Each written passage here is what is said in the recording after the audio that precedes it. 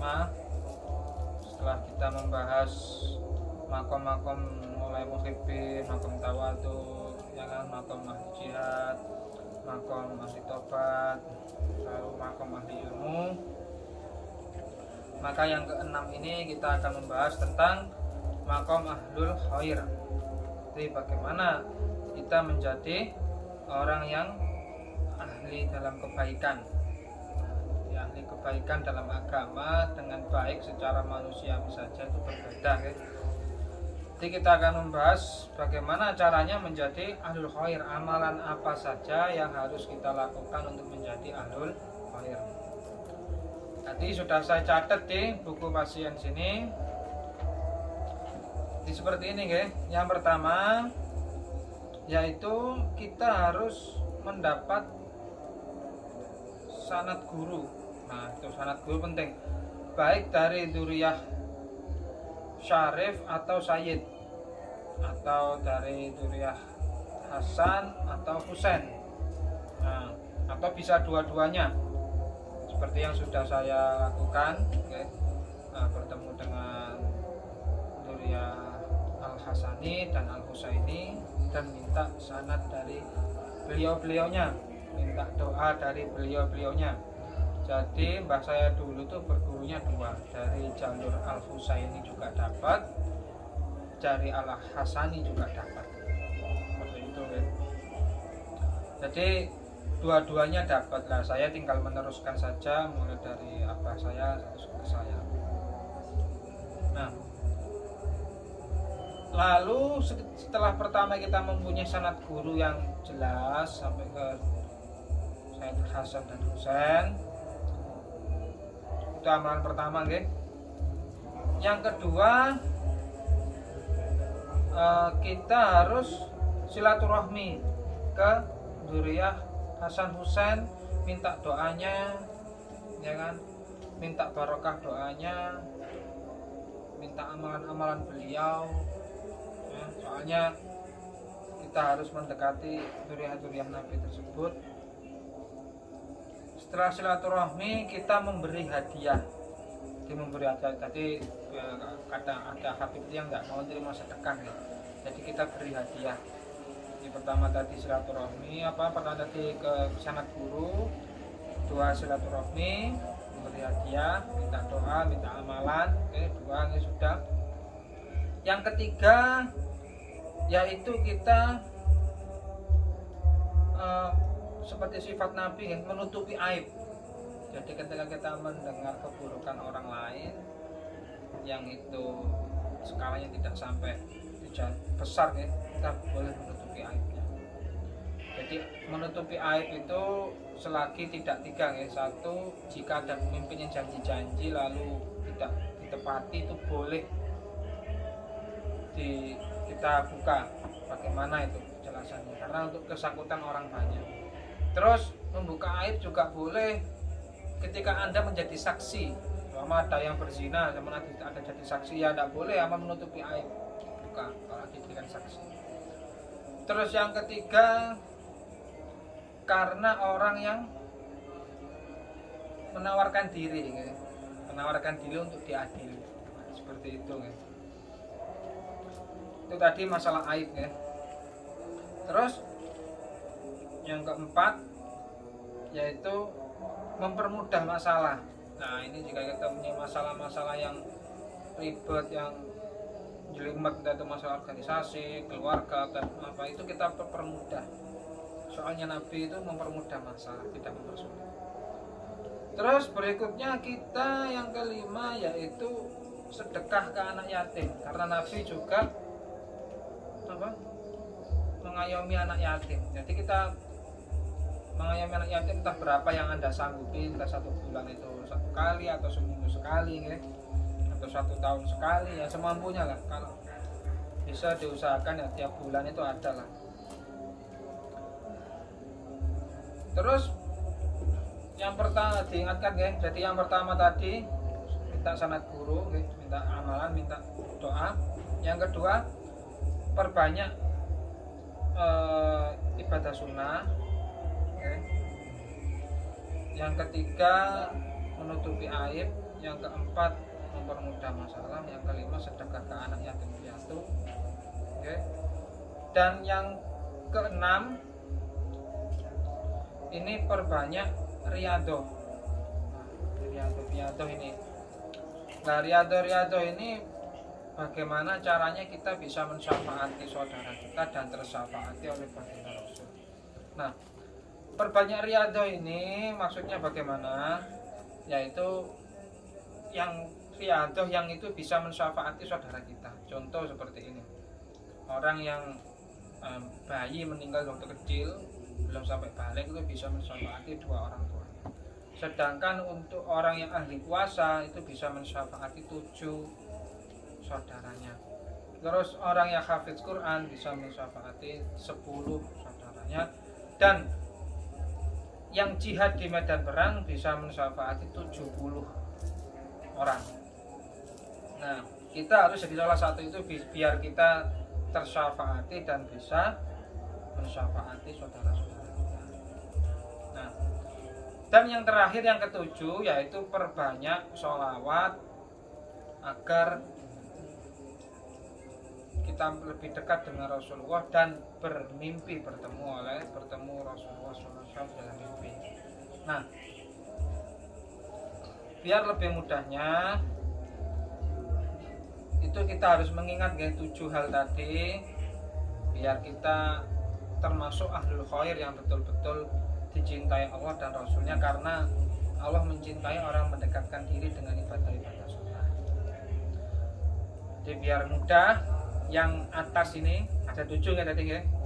Yang atas ini yaitu sholawat dan bisa bertemu Nabi. Yang atas sholawat dan bertemu Nabi, berbanyak sholawat dan bertemu Nabi dalam mimpi. Terus yang kedua yang kanan yaitu silaturahmi ke dzurriyyah Nabi, minta doanya, minta sangat gurunya dan lain-lain. Yang kiri memberi hadiah dan sedekah ke anak yatim. Nah, yang depan yaitu kita mempermudah masalah, jangan mempersulit. Yang belakang kita menutupi aib. Yang tengah ini sunnah-sunnah Nabi, ya, sunnah-sunnah Nabi. Nah, yang bawah itu adalah amalan supaya bisa mensyafaati. Nah, seperti itu aja, ada 7 ya. Ingat-ingat. Lalu kita akan jelaskan satu persatu tentang mimpi Nabi tadi. Nah, tadi saya akan jelaskan tentang mimpi Nabi. Nah, mimpi bertemu Nabi itu ada banyak. Nabi bisa hadir ketika manusia, bahkan orang-orang yang kafir ataupun yang sesat pun kadang bisa dimimpiin Nabi untuk taubat, bisa. Ada dimimpiin Nabi karena apa tadi? Karena dia muslim yang belum sejati atau muslim yang banyak dosa, terus dimimpiin terus tobat. Ada, saya pernah itu ketemu orang seperti itu. Terus ada orang yang dimimpiin Nabi karena dalam masalah keilmuan. Nah, itu nanti bisa ditolong oleh Nabi. Ada juga mimpi Nabi karena hafidz Quran, karena dimotivasi oleh Nabi supaya bisa hafidz Quran, itu ada. Terus ada yang dimimpiin Nabi tentang keadilan, itu juga ada. Terus ada yang dimimpiin Nabi karena hal-hal lain ya. Ada juga yang karena kita sudah dimimpiin Nabi terus kita tidak melakukan istiqomah tadi, akhirnya kita kena hukuman. Nah, saya juga pernah ketemu 2 orang ya. Habis ibadah sunnah rutin dimimpiin Nabi, saya dimimpiin Nabi kok dia sudah tidak melakukan ibadah sunnah itu tadi, langsung akhirnya dia kena itu kena akibatnya ya. Jadi kalau akhirnya keluarganya cerai yang dan lain sebagainya, masalah-masalah menumpuk karena kita turun derajat. Nah, lah saya tentang dimimpiin Nabi ini memang ada yang untuk pribadi, ada yang untuk umat, ada yang untuk masalah lingkup keluarga juga ada. Nah, pas di saya ini kebetulan tentang karya saya ini ya, buku terapi ini. Nah, Jadi saya dimimpiin Nabi itu tahun 2018 untuk ilmu terapi, jadi penggabungan antara tibbun nabawi dan terapi tradisional Indonesia, yaitu terapi pijat, mulai pijat refleksi, mulai pijat urat, pijat tulang, sangkal putung, saraf, totok saraf, terus resep rasa sakit. Nah, itu alhamdulillah 2018 kemarin dimimpiin Nabi dan beliau waktu saya dalam keadaan tidur menghadap kiblat dibangunkan waktu tahajud mau ke raudhah itu. Nanti waktu saya tidur terus tangan saya disentuh dari belakang, saya hadap kiblat ya, terus disentuh sambil beliau dawuh ngeten ada syifaun ummati fi akhir zaman. Setelah itu alhamdulillah sudah saya cekkan ke beberapa habaib, alhamdulillah beliau-beliaunya mengiyakan. Jadi saya juga merasa bertanggung jawab, akhirnya saya bikin buku ini buku terapi penggabungan tibbun nabawi dan terapi tradisional. Nah, kenapa saya bicarakan? Karena ini untuk umat. Nah, sedangkan untuk yang pribadi saya ya, yang hanya untuk pribadi ya saya sembunyikan. Terus entah kalau itu untuk keluarga, mungkin untuk santri atau apa yang itu bersifatnya lingkup keluarga ya untuk keluarga. Kalau yang untuk umat ya saya bicarakan seperti itu. Oke. Jadi itu tadi amalan-amalan untuk menjadi ahlul khair dan bagaimana caranya supaya kita menjadi ahlul khair. Itu tadi itu seperti itu, ada 7 ya. Terus yang berikutnya kelebihan ahlul khair. Nah, ini kelebihan ahlul khair ini banyak gitu, firasatul mukminnya banyak. Satu dari energinya. Jadi beda energinya mulai tahap 1 sampai tahap ke-6 ini berbeda. Lah ahlul khair ini energinya itu terkoneksi dengan jadwal keseharian Nabi. Kita bisa mengkoneksinya, kita bisa menggunakan energi ahlul khair tersebut ketika kita menjalani sunnah-sunnah tadi. Itu susahnya di situ. Soalnya jam 9 ke atas nih, itu sudah Nabi sudah tidur. Jadi kalau kita menggunakan energi ahlul khair tadi kita tidak bisa. Kalau sadar seperti itu, kalau di mimpi mungkin beda lagi. Nah, begitu kan. Jadi energinya itu dia itu berbeda. Energinya itu seperti kuat, tapi bukan di dalam kita. Itu adalah bukti transferan energi Nabi. Kalau memang anda sudah tahu seperti ini ya, saya tunjukkan energinya, nanti saya mencak sendiri di video ini. Nah seperti ini kan. Nah seperti itu kan. Ini bisa dicek. Nah nanti energi ahlul khair itu seperti itu. Terus ahlul khair juga punya firasatul mukmin, bisa membedakan mana habib yang asli, mana yang palsu. Tuh. Terus untuk masalah-masalah yang lainnya itu banyak dibantu oleh Nabi. Masalah apa? Permasalahan hidupnya dan lain sebagainya. Seperti musodako dijamin Nabi, kelebihannya nanti di surga dekat dengan Nabi seperti 2 jari. Terus itu kelebihan ketika kita menjadi ahlul khair itu dijamin Nabi sendiri.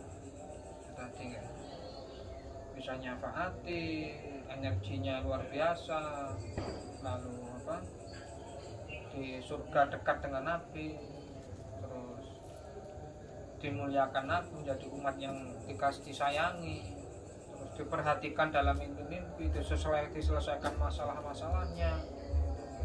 Jadi banyak nih. Kalau kita menggapai makam ahlul khair ini sebetulnya banyak sekali. Hampir semuanya kita akan dibantu oleh Nabi dibimbing dalam mimpi. Seperti itu. Kalau untuk menyengaja energinya tadi ya seperti itu tadi. sangat ketat memang ahlul khair. Jadi jadwal Anda sehari-hari harus tertata seperti baginda Nabi Muhammad SAW.